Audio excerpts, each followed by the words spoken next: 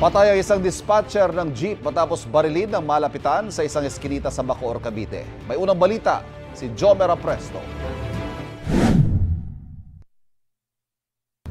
Baga alas 5 kahapon nang mahagip sa CCTV ang babaeng ito na tumatakbo papunta sa barangay hall ng Zapote 2 sa Bacoor, Cavite.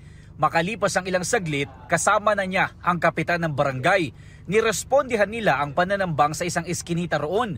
Sa kuhang ito, makikita pa ang biktima na nakahandusay. Ayon sa barangay, 2 putok ng baril ang umalingaw-ngaw sa kanilang lugar. Nirespondihan kaagad namin, nakita nga namin na may nakahandusay na ron na may tama ng bala sa ulo tsaka sa katawan. Dispatcher daw siya ng dyan sa sakayan ng Alabang. Sabi ng barangay, person of interest na ng mga otoridad ang lalaking ito na nakuha ng naglalakad sa bahagi ng Tramo Street. Huminto siya sa isang tindahan at bumili pa raw ng sigarilyo bago pumasok sa eskinita. Makalipas ang 20 minuto, makikita ang biktima na naglalakad papasok sa eskinita. Hindi na nahagip sa CCTV ng barangay ang aktual na pamamaril, pero mayroon daw footage mula sa pribadong CCTV ang nakuha ng mga pulis.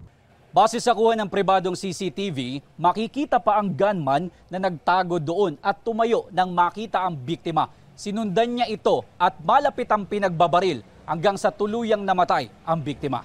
Sabi ng barangay, blanko sila sa posibleng ugat ng pamamaril dahil hindi nila residente ang biktima. Patuloy ang follow-up operation ng mga tauhan ng Bacoor City Police Station para mahuli ang gunman at malaman ang motibo sa krimen. Ito ang unang balita, Jomer Apresto para sa GMA Integrated News. Kapuso, huwag magpapahuli sa latest news and updates. Maging una ka sa balita at mag-subscribe sa YouTube channel ng GMA Integrated News.